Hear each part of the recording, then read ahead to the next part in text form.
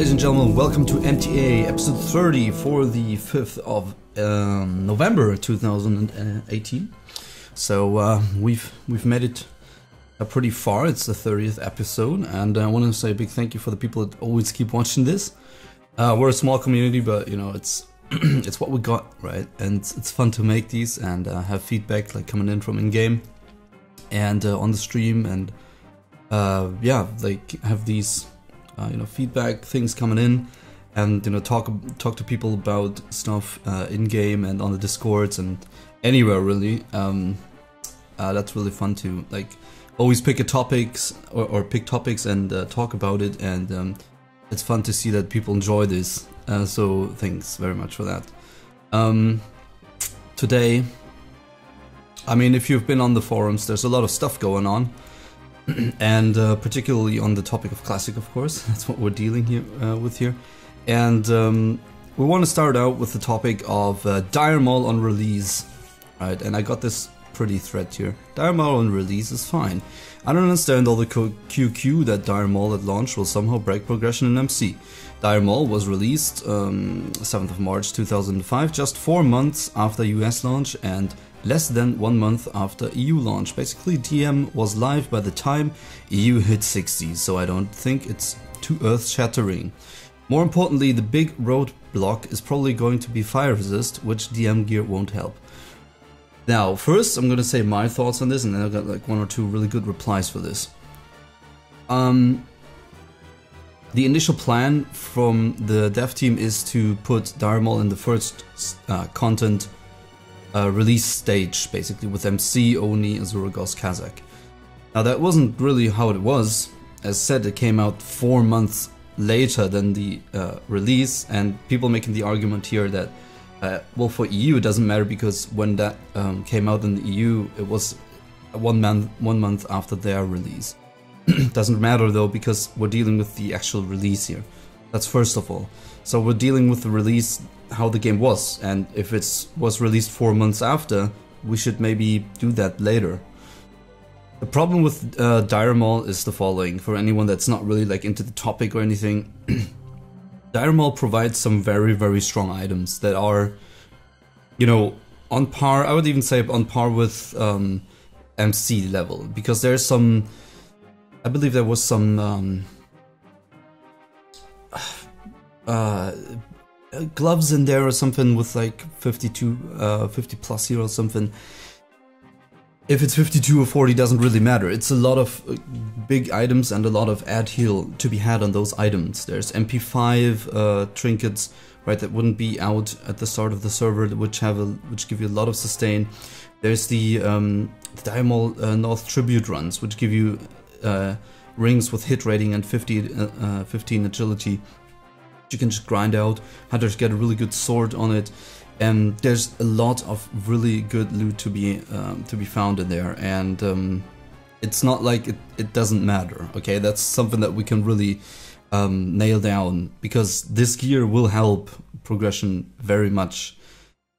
Another thing is, please take in mind that Dire Maul has not been out from the start of the server on any private projects. Now, these are private projects, not necessarily the thing that we should put as a good example, but they knew how to portray the authentic experience, at least to a degree, when we're looking at content progression.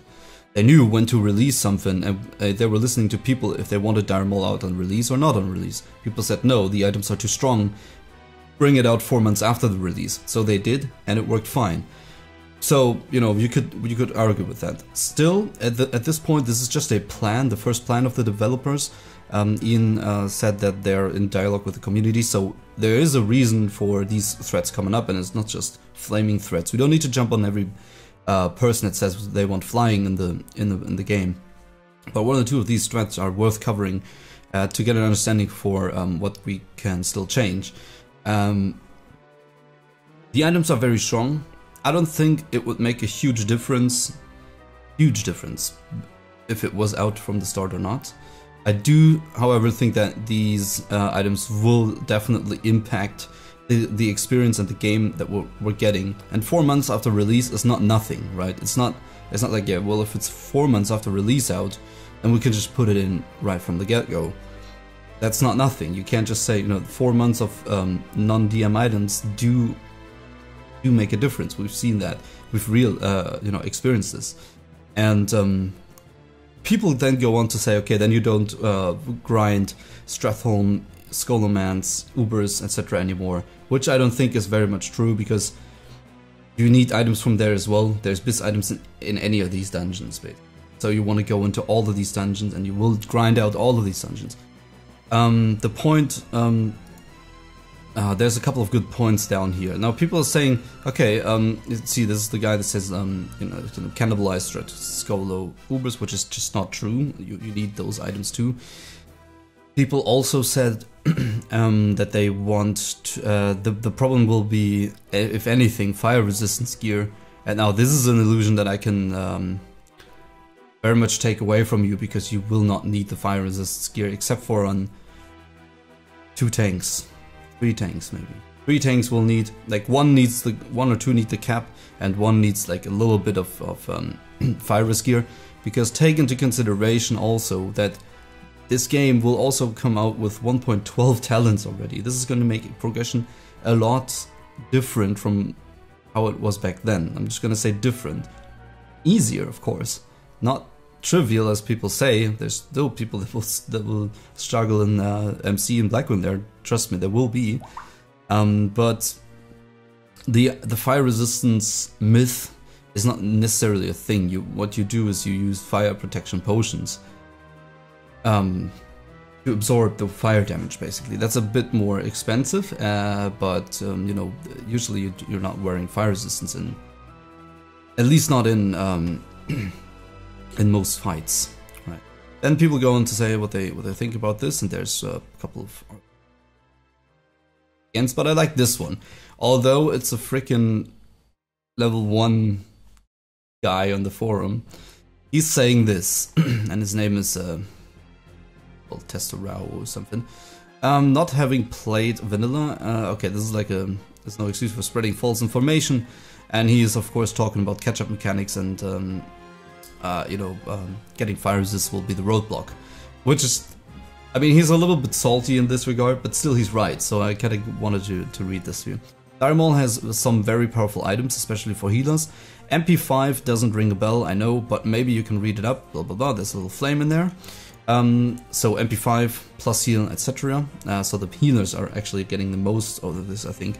I remember being paladin and just, you know, you're just getting so many items with flat plus heal and int and MP5 on it. I need that smooth coffee. Not evening. Noon. Anyhow. Besides that, Darrrowshire has ways to make a lot of gold, and this is a good point he's making. Has ways to make a lot of gold in a short amount of time. This allows you to spam fire pots, because back then pots worked different than today. You actually consumed a fire pot, and it did protect you from 2k fire damage. Afterwards, after the cooldown was done, 2 minutes, you drink another and another. Okay, so let's wait at this point first, because the one he's making is good, and this leads into another problem, right, that has probably not been addressed at all yet, and this is the second topic of the day too, so we're just gonna have like a couple less but big topics here. The Darrrowshire gold farming, how and Maraudon is gonna be in. Maraudon and Darrrowshire are, there's a reason for the debate. This is also about Maraudon, right? It should be in later, because the debate is about, why you'd say why Maraudon is a level 40 dungeon, or 40 something dungeon. The thing is that in Maraudon, hunters can go in, solo that stuff. I think even warlocks, they can solo it, sell the blue items which have like a hit ring in it, which is a bis item for anything melee, and they can make a lot of gold there if they spam it. Even worse is Darrrowshire. If you're like a frost mage, you can solo that Darrowshire north, the entrance, I think. Correct me if I'm wrong, but I think Darrowshire north, the entrance, and then you basically farm. Of course, like even as a paladin, you can solo Darrowshire east, for example. And this, of course, has been nerfed on private realms, because they saw that, you know, of course, people are going to talk and they're going to say, well, I'm just gonna sit in here, you know, keep it on cooldown and farm a lot of gold, and we're not talking about we're not talking about like 20 gold per hour here, right? We're talking about hundreds of gold per hour, and this is not an over exaggeration, sadly. And if that happens and everybody knows this and there's no fix to this, then we'll have either, or we don't fix it, it's fine too, you know, it's Blizzard, it should be in the game, but people advocating for that are usually mages and hunters and warlocks, and people against that are the ones that have to make gold in a different way. However we're gonna handle this, I don't know yet. It's just a topic that needs to be addressed, because there's we'll have a big inflation. People will have a lot of gold, and I mean a lot of gold. You know, there will be the first mage that it's out there already. The videos are out there already. You just go and watch a video, and then you can basically solo and make hundreds of gold per hour. And I knew hunters that sat in there for 2 hours a day, you know, 5 resets per hour, so 10, and then they would make like around 60, 50 gold per run. Something like that. I don't know. Don't nail me down on the questions, but on the numbers, but like it was something along those lines. And if you can add up 5 times a huge amount of gold in 1 hour already, because you're doing 5 in an hour, that's a lot of gold. So this is just in this little paragraph. You can already see there's another big problem, and that's the gold farming situation. Are we gonna nerf Maul for gold farming and marauding gold farming techniques, like they did on the private realms, where they basically changed things so you couldn't do it as well anymore, so it got a little bit nerfed. Back in the day, hunters could even solo the whole Maul North tribute chest by kiting, and they fixed that, because that was the ultimate crazy stuff. They would just sell items to stealth classes, right? So stealth classes would come in, the hunter would had a clear ID, and would sell the items in the chest, like the Biz rings, the sword I was talking about, all these kind of items, because then they wouldn't have to go through the farming of the dungeon, of course.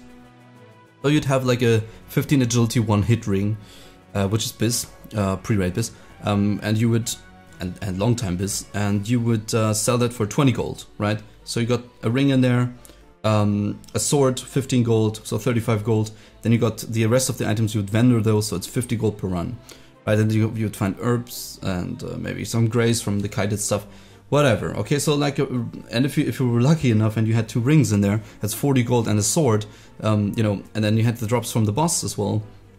You could either vendor and everything. It's a lot of gold. So 5 times that stuff, you know, adds up to 200, 300 gold per hour. And if you do that for 5 hours, it's gonna lead to a huge inflation, while other people are grinding furbolgs or rock elementals, right? And I know there's other ways to make gold. I know that. This is just one example. So, yes, that was a long sidestep to the second topic about the gold farming problem. Let's continue. What you also don't see, he goes on to say, is the problem that we have with loot tables in general. We are not rolling with 1.1 tables, but with those of 1.12. That means all dungeons will drop significantly stronger gear than originally intended for MC. DM has the highest gear, and some of the new items are insanely strong, like trinkets and a pair of leather bracers, if I recall. Yes, for example. Combine this with the 16 debuff limit, right? That's another point.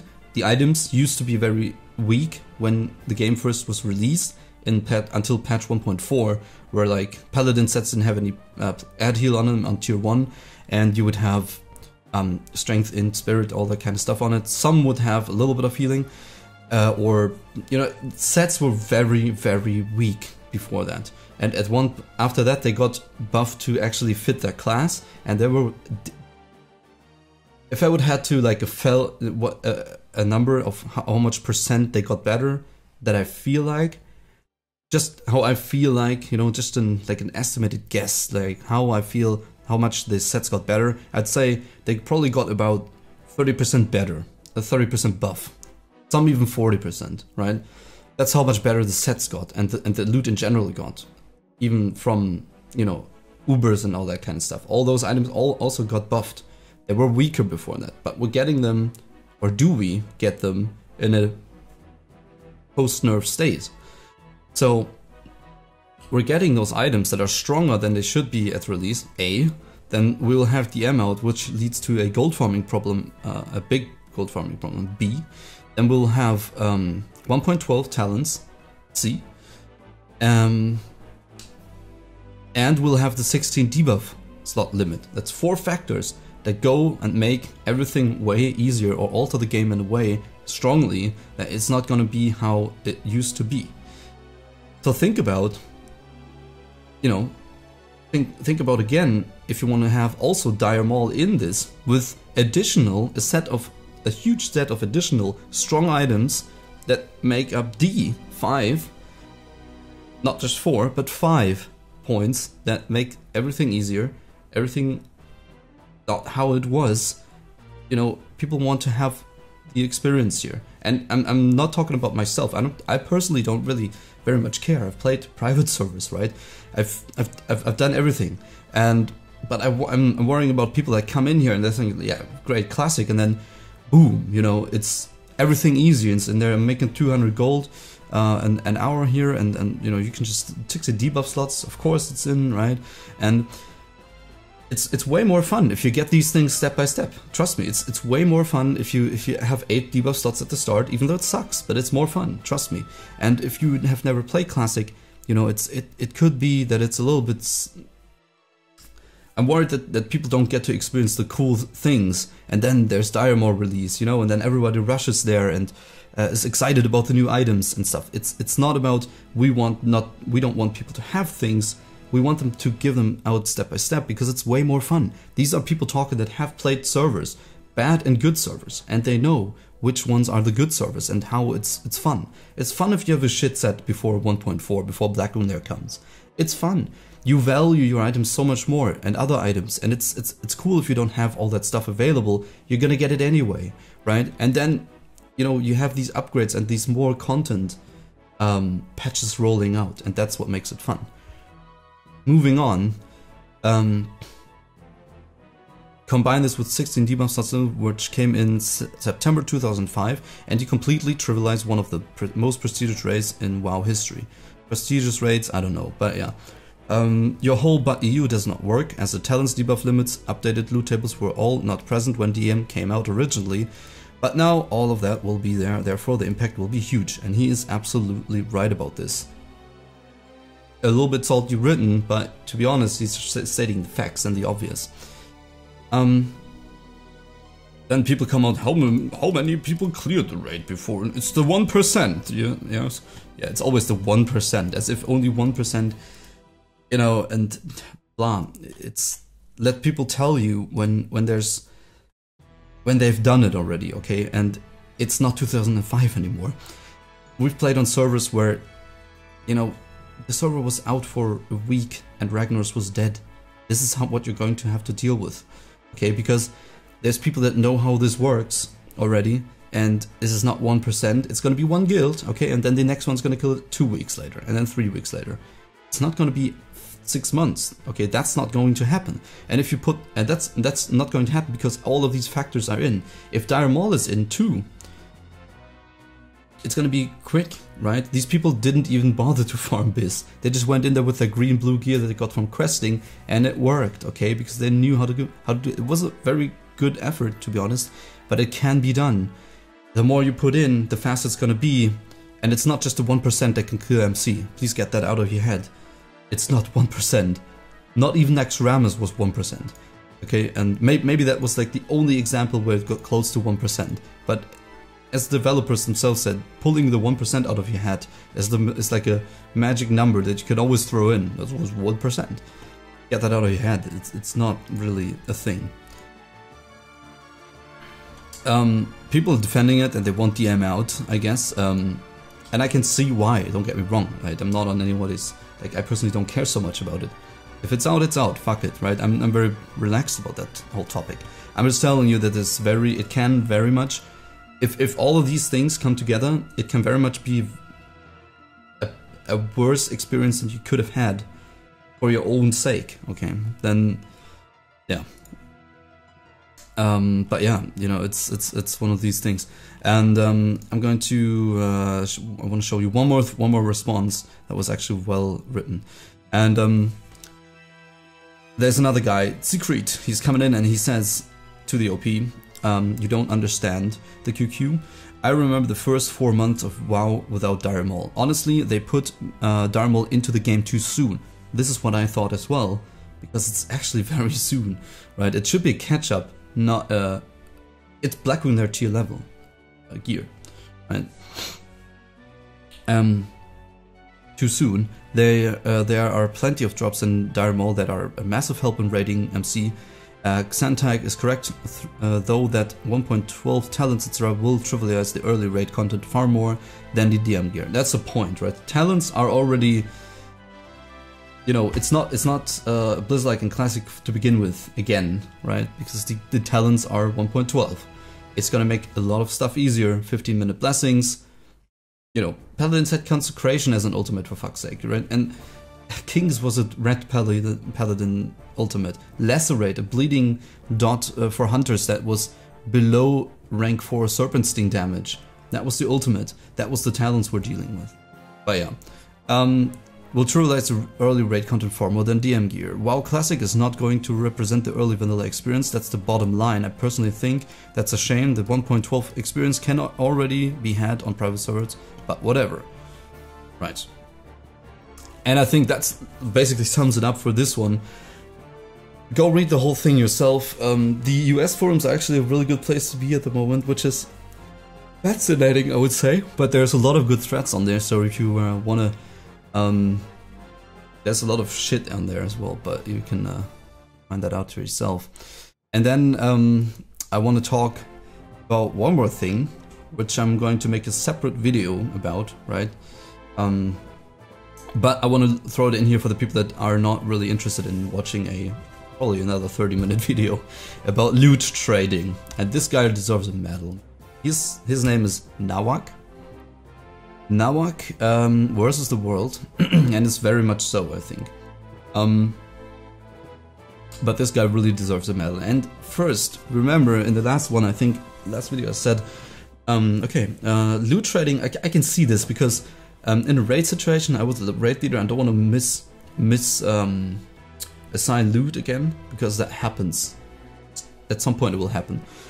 And that way we can trade it over, right? Makes sense. They sold it good at BlizzCon. And now this guy comes in, and the first thing I said, though, was, yeah, but can't you abuse that? Like in 5-man dungeons, you can just trade it over to your friends? And I was like, okay, well, but maybe there you're rolling, so you can't really. But they want to have it in rolling system, I think, as well. Maybe, we don't know, but... So I thought, but I said, okay, well, maybe that's just not that big of a deal, right? And now this guy comes in and he says... Eden has announced yesterday that loot trading, the 2-hour window to trade Bob, bind on pickup loot to another eligible person, is going to be in Classic. This is an unacceptable change to the social dynamics of groups and guilds alike. He stated the reason for this change is to reduce the number of tickets Blizzard receives about mislooted items. I understand the importance of this from Blizzard's perspective. Fewer tickets means shorter wait times and possibly fewer support staff required by Blizzard. However, in his presentation, he failed to address the unintended uses of loot trading. Personally, I have used the loot trading system hundreds, if not thousands of times. Since it was introduced, nearly 0 of those times were used for Ian's intended purpose of correcting a looting mistake. And this is the point, right? This is not going to be used for the intended use, basically. And if you think about it for 2 minutes, the first thing people do is they see, how can I abuse this system? How can I fuck over others? That's the first thing human beings are doing. Be honest. I'm honest, right? I could run with a friend in a 5-man. Please, you know, just hey, priest friend, just roll on that Baron cloak, that rogue cloak for me, okay? I really need it. I don't want to run it in here for the 57th time. Ah, he won it. Oh, sorry, I misclicked, man. And then my priest friend trades it over to me. I have double the chance to win an item. Anyway, over 99% of the time the feature is used.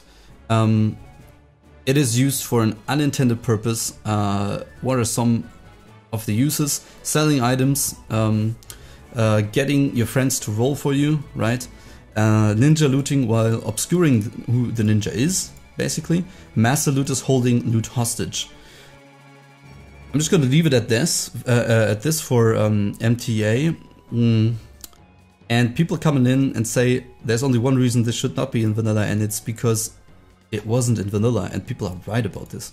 I thought it's like a one good change, but it's not. This is absolutely stupid if you think about it for a second. Or tell me what you think. Tell me if you think this is a good idea and why. But he's right. You know, the point is spreading loot over when it was misassigned. How it's gonna get used though is selling items, right? Basically, you're just gonna say, hey, even in a raid situation, I want this item. You're gonna bet on things. You're gonna get it, and you say, hey, I got the item now. You want to buy it now, right? You can sell items, right? And sell items behind the back. If I would catch something like this in my guild, he would be out of the guild, of course. But that's something different. Sometimes you don't always get to know everything that's happening in the background. But you can sell items. You can hold items hostage and say, hey, you better give me some gold now if you want the item.